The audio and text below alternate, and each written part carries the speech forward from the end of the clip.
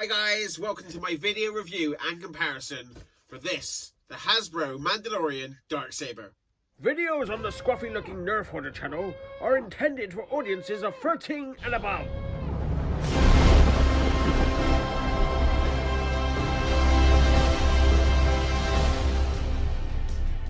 Hi guys, I'm the Scruffy-Looking Nerf Hoarder and welcome to my channel, where I like to review Star Wars toys that have been released over the last 40 odd years, including Nerf blasters, Super Soakers, Disney Store exclusives and Hasbro products. If that sort of thing interests you, please consider liking this video and subscribing to my channel. Today I am looking at this Hasbro Mandalorian Darksaber, so let's take a closer look at the box. Here's a look at the front of the box, the back of the box, barcodes and legal junk, and the top of the box. Take a moment before I open this to appreciate all the great artwork that's in the box. The Darksaber is really cool because it's gone over multiple series now. First appeared in the Clone Wars, then it was in Rebels, now it's in the Mandalorian. And the artwork on this box is really great because it's not just from one TV series. You can see there's Pre-Vizsla from the Clone Wars, and it comes down, you can see some of his chest plate there. And then there's Maul, really nice the way it cuts across his face there. And then, so they're all from Clone Wars. Then you can see there's Sabine here from Rebels. Really nice artwork there again.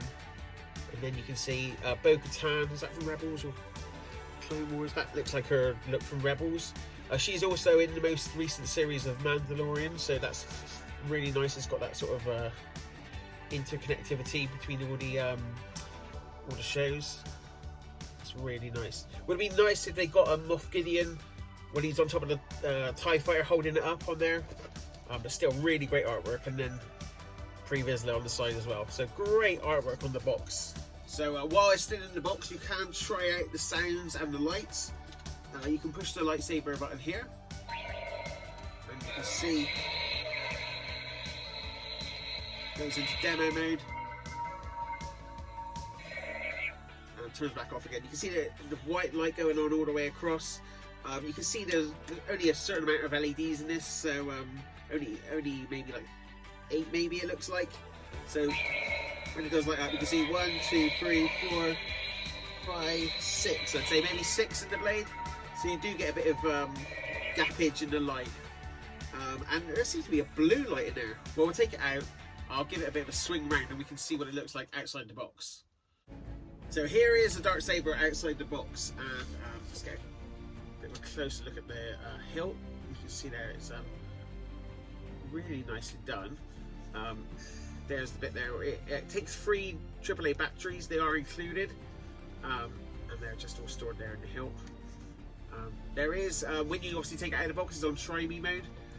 If you can see there at the end, it's got a little bit, so you have to pull this out. And once you pull it out, then you can get to the switch, and then you can turn it on and off. So once you remove that, you've got lightsaber, and there we go. So yeah, initially it's quite nice. It does look a bit smaller than what you'd think. It is definitely kid-sized, but it looks really nice, and it's got some nice sound effects. It's quite weighty as well. Yeah, I like that. It looks really cool. It looks like almost some blue. You see,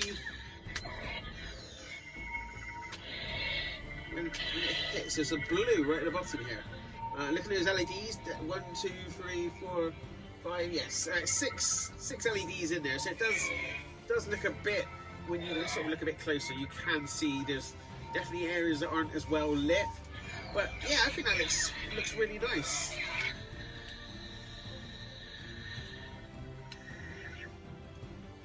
I'm not sure I was meant to do that. I see. So now the sound might sound like it's going a bit differently. I've just realised this is where the speaker is. It's just here.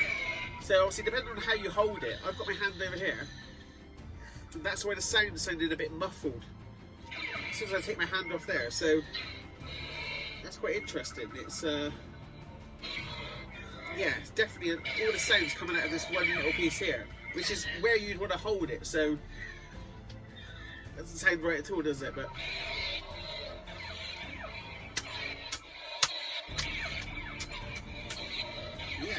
sturdy. I always feel like I can't hold it with two hands. I have to hold it with this one hand. But yeah, definitely impressed. The build quality of it feels really, really good. It feels really, really sturdy. I like the way they've done the blade. So if I get a bit closer look there, you can see that it is clear plastic with a black plastic with holes put into it. Because obviously you can't get a black light, it's impossible. So they've got to try and make a toy that looks somewhat like it, and it's impossible to do what we see in the show. So this is the way they've come up to sort of solve that problem. And when you light it, you can sort of see through the gaps. I think it gives quite a good effect actually, the Darksaber. It's not too bad. I really like this little bit of blue that sneaks in. I think that looks really, really great. It seems to just randomly appear, sort of fluctuate in there. They always seem to glow randomly, which I really like. There's a bit of blue. Yeah, it's nice. Yeah, overall quite impressed with this. Like I say, I do. Yeah. Okay.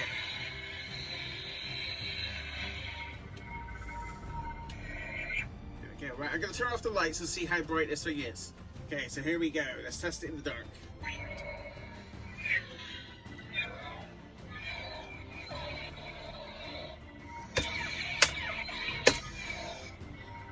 It's nice. There's quite a good brightness to it.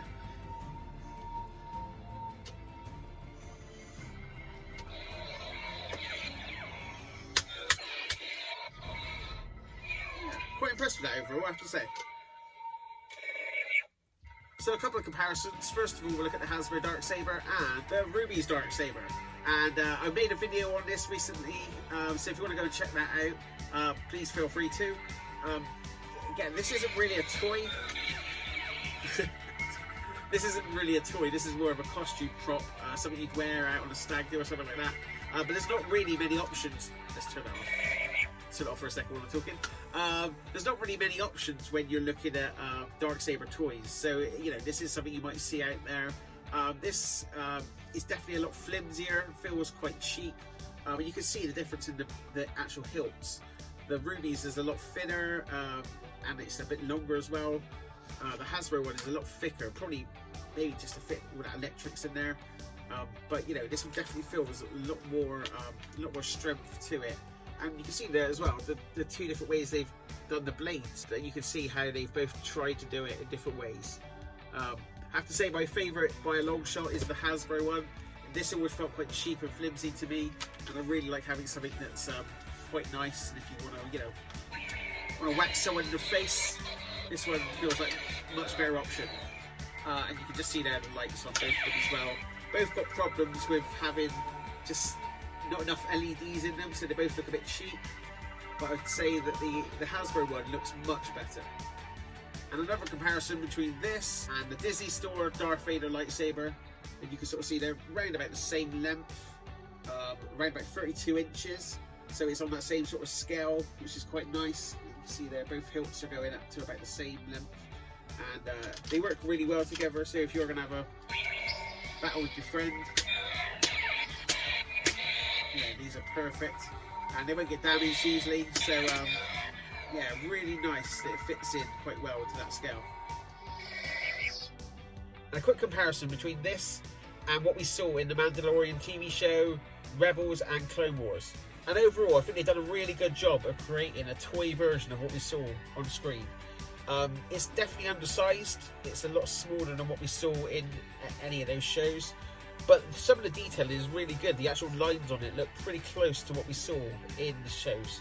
So yeah, pretty impressed. You can definitely recognise this as the Darksaber just by looking at it. So I think it's a pretty good effort by Hasbro.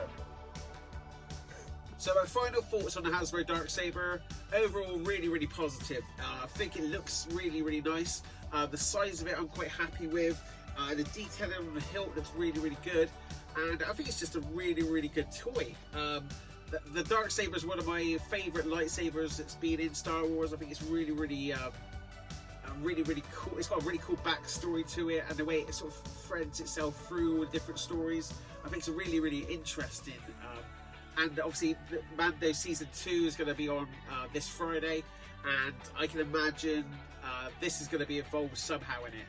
And once it is, you know, this thing is going to like skyrocket, and people are going to want to pick this up straight away, because when you see a lightsaber in action, you know, you can imagine Moff Gideon fighting the Mandalorian, and you know, once you see what it can do, then people are going to be like, oh, I need that. And I think this fulfills that need. You know, you put this on the shelf, it looks really, really nice.